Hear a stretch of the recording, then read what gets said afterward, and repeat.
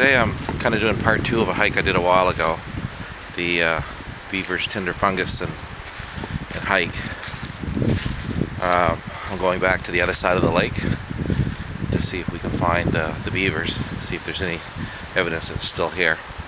And I'm going to set up a hammock and have some hot chocolate. So, nice fall day here in Nova Scotia, and we'll check back with you later. Here's a friend of mine sharing the log.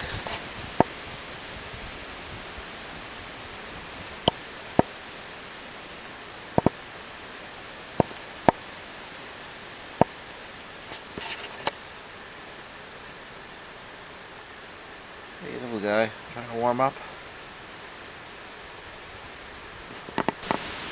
When I'm hiking, I always try to pay attention to my resources. So kind of walking along here, and I noticed this. I think this is a spruce tree, some kind of evergreen anyway. I can't see, there's the branches here are all dead, but looks like there's some kind of damage done to this tree and had this eruption. And if you kind of look in there, you can kind of see some sap there. So I think of an emergency situation, I think this would probably be like a really good thing to get your fire started. I'm not going to destroy it here now, because I don't need to, but it's such an important thing if you're out walking, just to always pay attention to what's around you. Recently I was watching some videos from Brindle Stitch down in Missouri, hardwoods area, and he was talking about Iowa Woodsman, his training, man in the creek, which without notice you were telling you had to dump your gear and jump in the creek and then light a fire as quickly as you could. So it really forced you to pay attention to what's around you as you hike. But good practice. Like today I'm in a suburban park, and shouldn't be an issue that I'd have to do something that quickly, but prepares you for your your longer hikes and more wilderness areas. My area in particular, talking about resources, it's very, very rich in birch, although they tend to grow up and die off fairly quickly in relative terms, 40 or 50 years. But this is a younger one that died for some reason. I don't know why, maybe. But you can see the inside is just completely rotten, but the outside is got lots of bark. And this bark, because of the oil in it, it doesn't deteriorate. So it's just great. Right, this is bone dry. This would start a fire in no time. So we don't have any, a lot of people talk about cedar and cedar bark, and we don't have cedar in my area.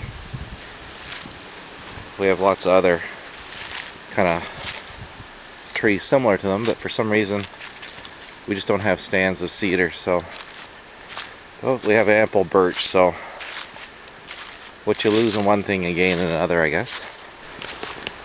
Today's just one of those days you need a backup plan. I had plans to go hiking with someone to a trail in my area. Well, probably about an hour away. My partner canceled on me, so you just grab your pack and you go somewhere else. So I opted to go a little closer to my home. And I remembered I wanted to go back and check on these beavers, so off I went. So I don't know these trails, I just have my GPS, just walking. I know generally where I want to go, so as the trails branch, I just kind of take the way I want to go. It'd be hard to get lost in this area of the park. It's a fairly big park. I think I mentioned 5,000 acres. But where I am is kind of developed on a couple of sides, so all I'd have to do is pick a direction and walk towards it. So I'd either hit development or a lake. So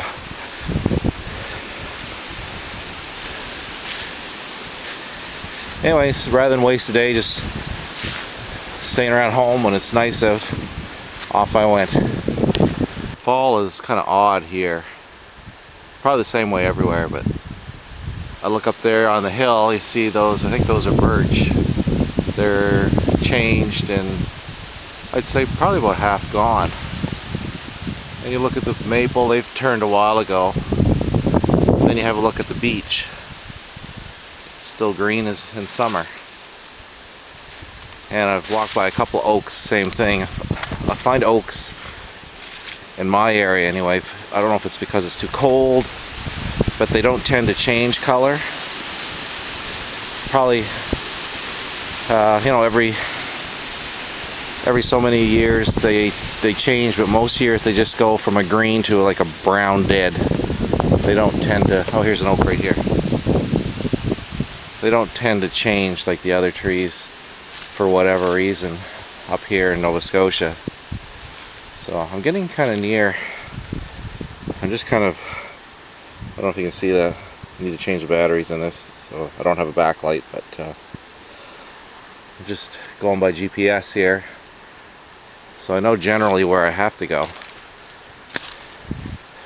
I'm getting close, so I'm just trying to find, if you look through the trees there you can see water, so I've got to try to go to my left here sometime very quickly.